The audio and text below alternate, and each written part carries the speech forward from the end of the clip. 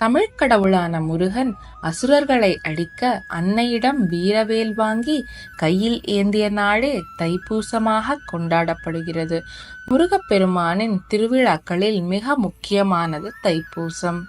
27 நட்சத்திர மண்டலங்களில் 8வது நட்சத்திரம் பூசம். தை மாதத்தில் பூச நட்சத்திரம் வரும் புண்ணிய நாள் தைப்பூசமாக கோலாகலமாக கொண்டாடப்படுகிறது. மேலும் தைப்பூசம் வரும் தினம் பௌர்ணமியாகவே இருக்கும். முருகப்பெருமானுடைய இந்த விசேஷ தினமான தைப்பூசத்தின் வரலாறு என்ன, ஏன் இந்த தினத்தை விமர்சையாக கொண்டாடுகிறோம் என்பதை பற்றியெல்லாம் விரிவாக காண்போம். தைப்பூச விழா உலகம் முழுவதிலும் உள்ள முருக பக்தர்களால் கோலாகலமாக கொண்டாடப்படும் ஒரு முக்கிய விழாவாகும். இந்த விழா முருகனுக்குரிய முக்கிய விரத வழிபாட்டு நாள் என்றாலும் இந்த நாளில் சிவபெருமான், அம்பாள் மற்றும் குரு பகவானை வழிபட சிறப்பான பலன் கிடைக்கும்.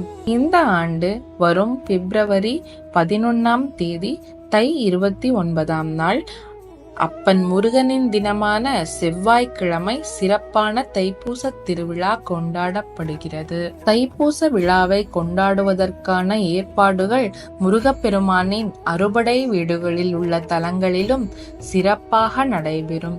குன்றிருக்கும் இடமெல்லாம் குமரன் இருப்பான் என்பார்கள்.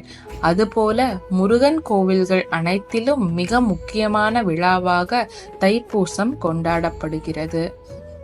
தைப்பூச திருநாள் முருகப்பெருமானுக்குரியது என்பது அனைவருக்கும் தெரியும். ஆனால் இந்த தைப்பூசம் யாருக்குரியது? அன்று எந்த தெய்வத்தை எப்படி வழிபட வேண்டும்? தைப்பூச வழிபாடு தோன்றிய கதை, தைப்பூச நாளுக்குரிய சிறப்பு என்ன என்பது பற்றி உண்மையான விளக்கங்களை தெரிந்து கொண்டு அன்றைய நாளில் விரதமிருந்து வழிபட்டால் இறை அருளை முழுவதுமாக பெறலாம். தேவர்களுக்கும் அசுரர்களுக்கும் இடையே ஏற்பட்ட போரில் அசுரர்களை அழிக்க முடியாமல் தேவர்கள் திணறினர்.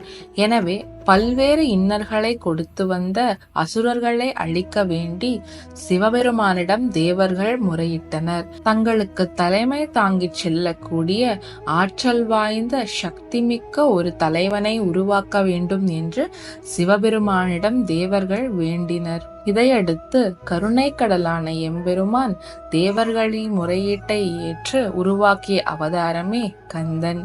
சிவனின் நெற்றிக்கண்ணிலிருந்து வெளியான 6 தீப்பொறிகள் 6 அழகான குழந்தைகளாகின.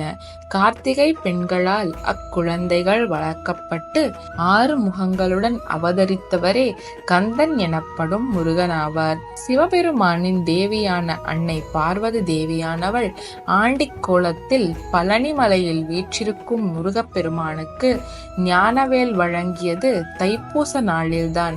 அப்படி அழிக்கப்பட்ட வேலினை ஆயுதமாக கொண்டே முருகன் அசுரர் குலத்தை அழித்து தேவர்களை காப்பாற்றி நிம்மதி அடையச் செய்தார். அதன் காரணமாகவே பழனி மலையில் தைப்பூச திருவிழா மற்ற முருகன் கோயில்களை காட்டிலும் வெகு சிறப்பாக கொண்டாடப்படுகிறது. அசுரர்களை வதம் செய்து வெற்றி கொண்ட முருகப்பெருமான் பயன்படுத்திய வேலினை வழிபட்டால் தீய சக்திகள் நம்மை தாக்காமல் இருக்கும் என்பது பக்தர்களின் நம்பிக்கை.